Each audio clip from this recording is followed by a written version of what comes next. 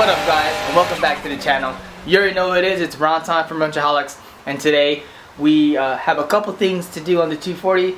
We swapped out all the old rear brakes calipers on the car when I first got the shell to the brand new reman ones, so that now everything is brand new as far as brake goes. So now once we did that, the only thing we have left to do is bleed the brakes. As well as all the other brakes, because once you brake line, what ends up happening is you introduce air into the system, and once you do that, you notice that your brake pedal feels kind of smushy, or you basically have pedal drop where you don't even have any pressure. At that point, you're gonna have to re-bleed the system in order to get all the air out, or as much air as you can out the system, and have a firm pedal in order for your brakes to properly work. So I went ahead and borrowed this thing right here. It's called a Mityvac. So yeah, this is basically like a reverse bleed. So what you're going to be doing is you're going to be introducing vacuum into the system so that you will be able to suck out the fluid without having to have another person in the car pumping on the pedal, whether it's your brake pedal or your clutch pedal. So basically it can essentially be a one-man job. And it's a lot faster, I would say. I've done both ways. I would say this would be the fastest. Plus, you know, you can do it on your own. You have to rely on someone to come by and helping you out. And yeah, so I'm gonna go ahead and set up the Mityvac and show you guys how to set that up on my old caliper, so that you can have an idea on how to set up the Mityvac, and then explain to you how the process goes. So I'm gonna go set that up, and I'll be right back. Alright, so here's the Mityvac. Pretty much what you're going to do, or what you're going to have when it comes from the box, you're going to have the trigger, which basically this is the one that creates the vacuum. You're going to have a bunch of fittings, and there's tubing here, as well as a like little reservoir catch, so that you'll be able to catch the fluid once you start bleeding out the fluid from the brake master cylinder or your clutch master cylinder. So yeah, I'm gonna set it up, and then I will explain to you the process of how to do that. Alright, so that's the tubing. Here's the fittings, some more T-fittings as well, and you got a new plunger just in case if anything were to happen on the plunger from the trigger. And then I pretty much took everything out. I set it up on the table, so we're gonna go there right now. This is pretty much the system in like its most easiest form that I can possibly think of. So pretty much this is your caliper that you have on your car, and you're gonna be looking for the bleeder valve. So that's the bleeder valve, and then what you're gonna do is you're gonna connect a hose from that bleeder valve to any one of these fittings on the actual cap. So you have an in and out, out and in, whichever, they both do the same. So you're gonna have a hose connecting from that bleeder valve, or the bleeder nipple, to that nipple right there, and then from the out nipple you're gonna connect the hose from that to the actual trigger. And then from there, what you're gonna do is you're gonna have your catch, which is right here, and then you're gonna go ahead and just, you know, insert and rotate to lock. You got to make sure you also got this little straw in there. It's the same, it's also tubing. You just want to make sure you have one in there when you plug it up. So then now, the process of actually doing this, pretty much what you're going to do is you're going to slowly crack the valve to the point where you're able to lock the valve quickly, so that you can stop flow, and then also be able to open it quickly, so when you proceed to bleed the valve.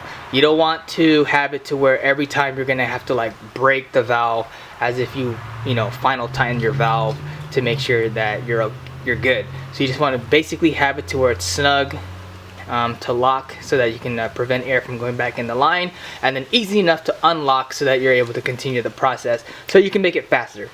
So here's the trigger.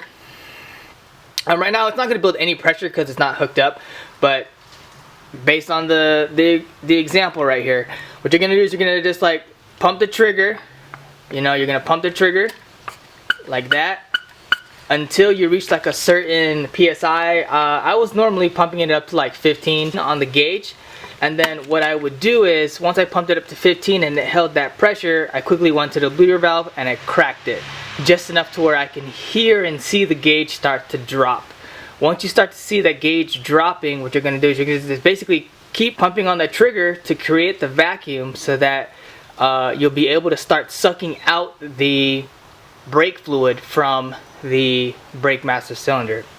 Essentially what you're going to be looking for is from the clear line, or from the line that comes out of the bleeder nipple to the end for your little catch, what you're looking for is not a solid stream of fluid, because there's no way to possibly do that, but you want to see more fluid coming out than bubbles.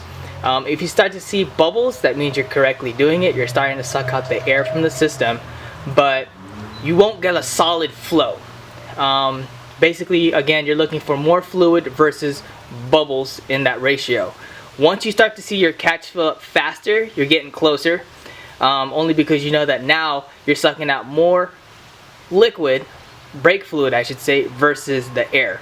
It's gonna take a while, especially if you had swapped out brake hardware, basically brand new caliper, because you actually have to fill up the caliper here in order with brake fluid in order for you to start bleeding the system. It's essentially the same as someone going in there, pumping your brake pedal, and then waiting for you to crack the valve until you start to see fluid coming out of the bleeder nipple.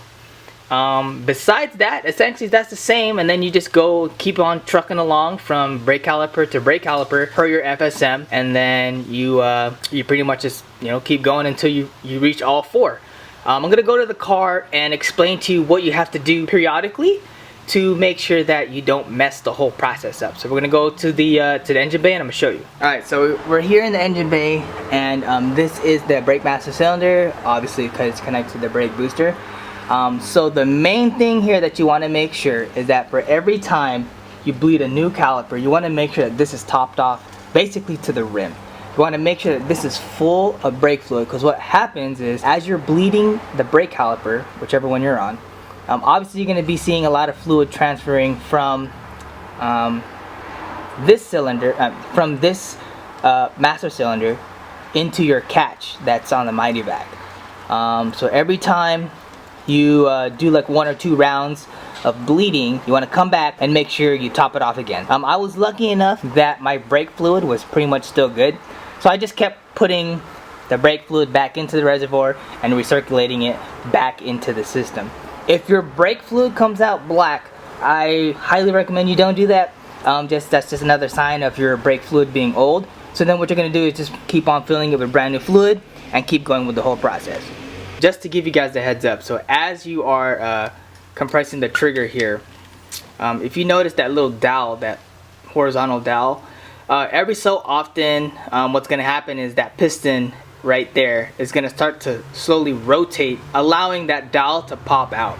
If it does, you didn't break the Mityvac. All you got to do is get some needle nose pliers and basically grab onto the piston right here and pull back enough to where you get clearance so that you can slide the dowel pin and then basically be able to put it back in that orientation. It happened to me a couple times while I was bleeding the brakes, but nothing really happened to the whole process. It slowed me down, but if that does happen to you guys, don't worry, you didn't break it. Just go ahead and redo that process by putting the dowel back in so that you're able to actuate that plunger. That's pretty much it, guys.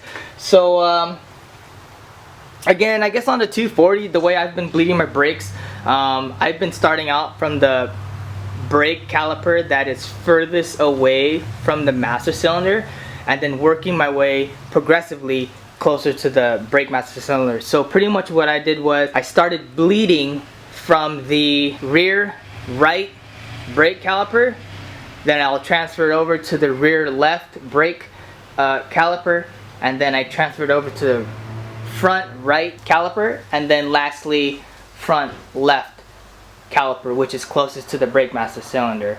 I've been doing it that way for a long time, and I never had any issues with my brakes. They're really solid, so I did it that way. If you have anything else that you can possibly bleed on your car, I highly suggest you use that and bleed it, because it's a lot easier than having to have another person compressing on the pedal. So I guess later down the road, I'm gonna go ahead and just do my clutch pedal. And then also, since I do have the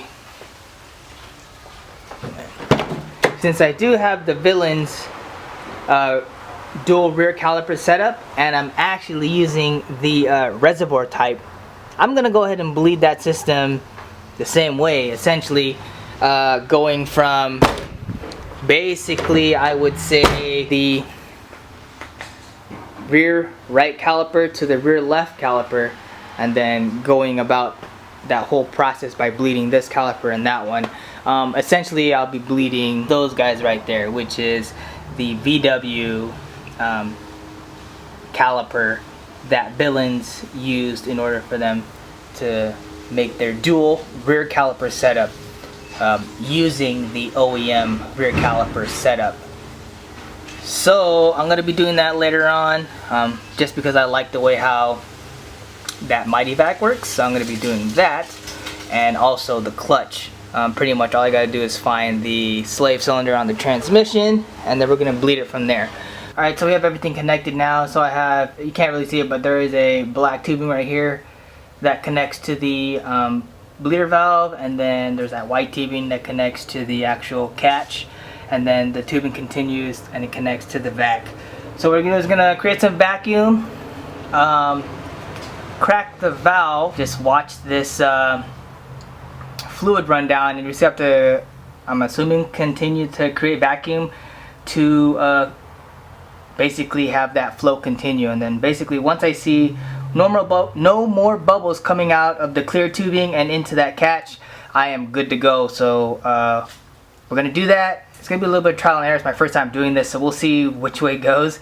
I have the manual there, so I mean I should read it, but we're gonna try it out and see how that goes, and hopefully it works. And then once I get a hang of it, it should be easy to bleed the rest of the brakes. So we're gonna go do that right now and then see what's up. Alright, so we got it all set up. What you want to do is you want to pump the Mityvac to I don't know, like 10 on the vac gauge, which is right here. So we're gonna pump to like 10 or 15, and then what you're gonna do is you're gonna crack the bleeder valve on the caliper, and then what you're gonna do is you're just gonna keep vac on the Mityvac by continuously compressing the trigger, and then you're gonna watch for like a constant flow of brake fluid from the clear line. If you see a little bit of bubbles, it's okay. That's what you want to take out. And it's gonna be kind of hard to eliminate all the bubbles, so you want to see more liquid coming out than bubbles. And then at that point, you just lock it up and then go to the next caliper.